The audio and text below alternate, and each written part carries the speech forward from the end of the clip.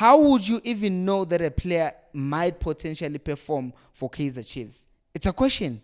I want to see my comments with what you're going to say. Hello and welcome to Kosi Nation Fan TV. I am Pelo, I am your host, and this is where fans meet and talk about Kaizer Chiefs. Kosi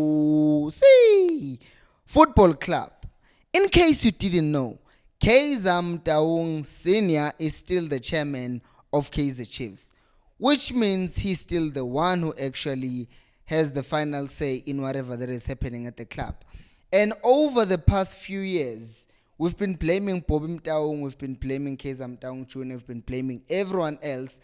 And a lot of people have started saying, you know what, why are we not blaming Kaizer Motaung Sr.? Because at the end of the day, he is the man in charge.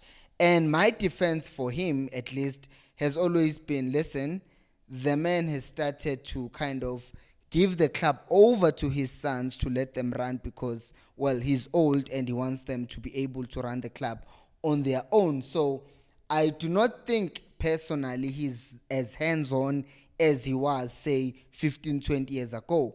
Anyways, now when it was asked, Bobby Motaung asked about Kaizer Motaung Senior, what do you think is the way forward with Kaizer Chiefs and with Kaizer Motaung Senior?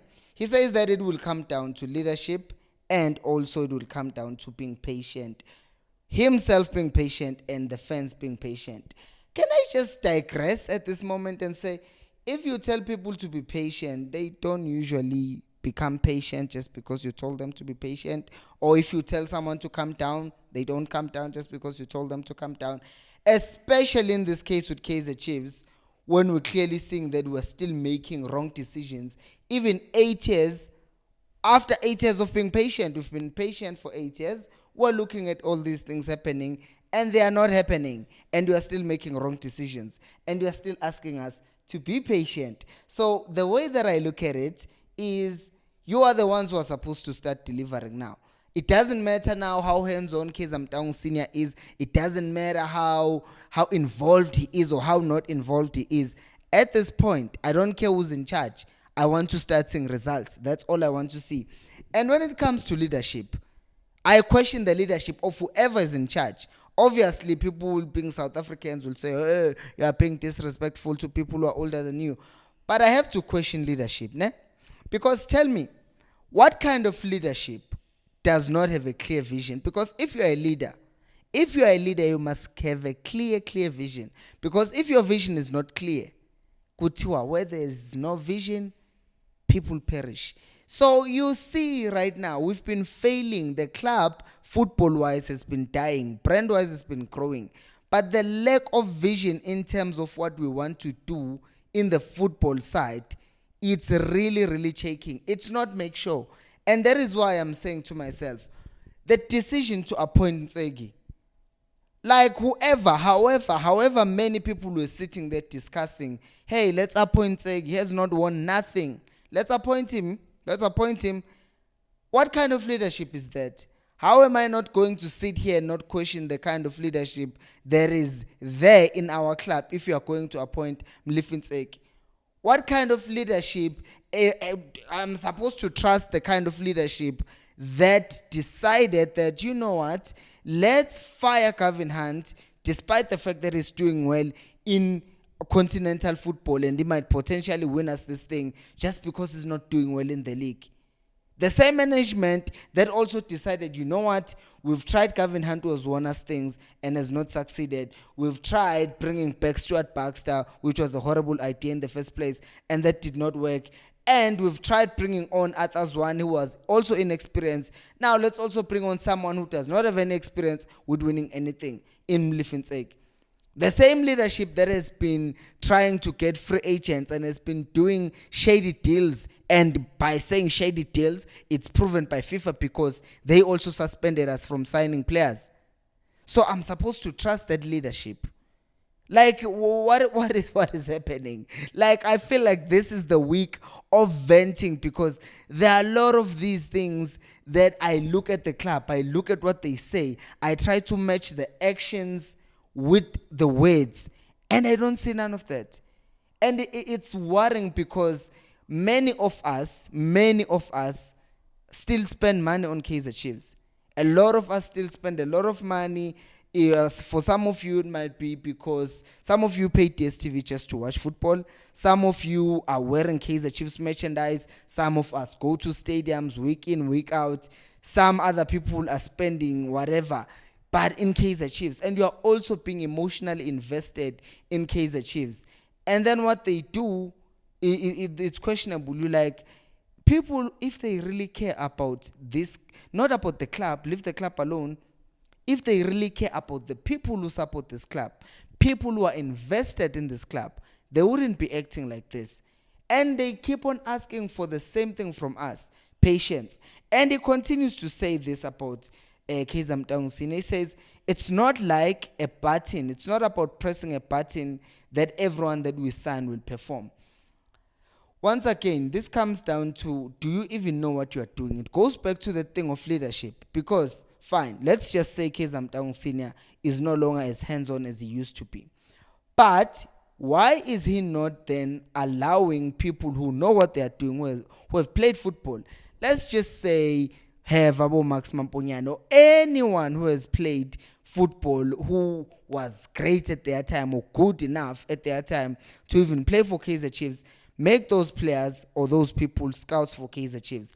Because how would you even know that a player might potentially perform for Kaizer Chiefs? It's a question.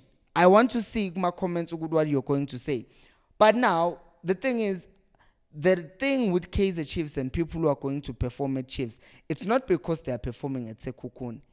Because they might just be performing at Sekhukhune because of the system. They come to Chiefs, it's a different system. Other people who are scouting for Kaizer Chiefs, if there are any, looking at those things, at natural talent, looking at the system that the player is playing under, looking at the character of the player, looking at the people who are around him, because the player might be performing because they are playing in Limpopo and they're from Limpopo and they have a family supporting them that side. You bring them to Joburg and some circumstances are changing. So are we looking at players who will naturally fit at Kaizer Chiefs, or we're saying, oh, they are currently performing at their team, so they come to Kaizer Chiefs? It's what you guys always say on the comment section. Oh, not every player who is from the development of Kaizer Chiefs is going to shine in the senior team. It's the same thing. Not every player who's playing and performing well in other club in the PSL is going to come to Kaizer Chiefs and shine. So, yes, it's not about pressing the button, but it's by making sure that you are minimizing the risk of a player not being able to perform at Kaizer Chiefs. I know a transfer is always going to be risky, and that is why I'm saying you can never be sure that a player will 100% perform at Chiefs. But what you can do is limit the risk and make sure that you increase the chances of that player succeeding at Kaizer Chiefs. And that means you don't sign a player just because they are recommended by fans. Because Kwatina Balandeli, we are plumbers at time. Because let me just make an example with that guy who scored against Kaizer Chiefs, Upatman. Remember, he hadn't played for Cape Town Spurs that much, but he scores against Kaizer Chiefs. The next day, now people want him to be signed by Kaizer Chiefs. So now, if you are listening to fans who just watched Upatman play one game against Kaizer Chiefs and score, not to mention that boy came off the bench and scored, and now all of a sudden he's a superstar who should be bought by Chiefs. So if you are going to listen to those fans who just hype players after one game, that means you also don't know what you are doing. You are just looking and letting your fans, who some of them have not even played football in their lives, you are going to continue signing players based on the recommendation by the fans. You are going to continue signing coaches based on what the fans are recommending. Not a good idea. That's a lack of leadership. And if you are going to say some things like, oh, we've seen this before, we have faced struggles before. Chiefs, in their 53 years of existence, I'm not 53, but I don't think we've gone 8 years without winning anything. And I will tell you why I think this has happened.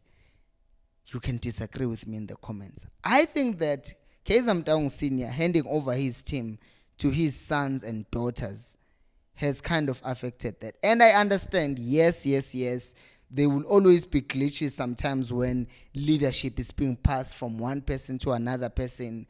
but not this bad. Like, it's too much.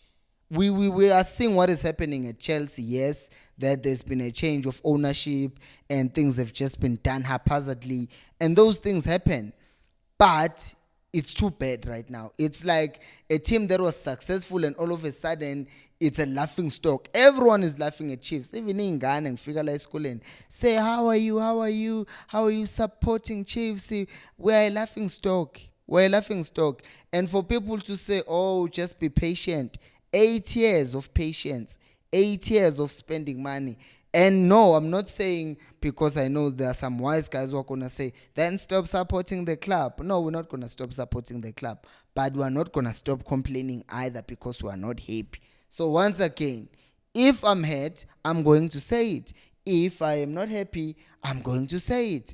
The management needs to start taking us seriously, because the longer this thing goes, the smaller the club gets as a footballing club. And we're just going to end up being one of those big brands that are not doing anything footballing wise. But since we have the biggest fan base, no one will care, because the money will still be going to Naturena, and then we'll still be breaking after winning 1-0 against Swallows and then losing against Chippa United, and then the cycle continues over and over again. We need to address this.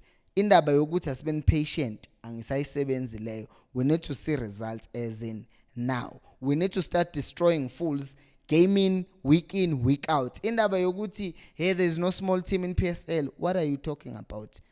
Like ngomthetho alone, you take Sponsen Mthetho's money that was spent on him 10 million, and you look at the Polokwane City team, and you think how many players we can buy from Polokwane City just with the budget we spent on Mthetho.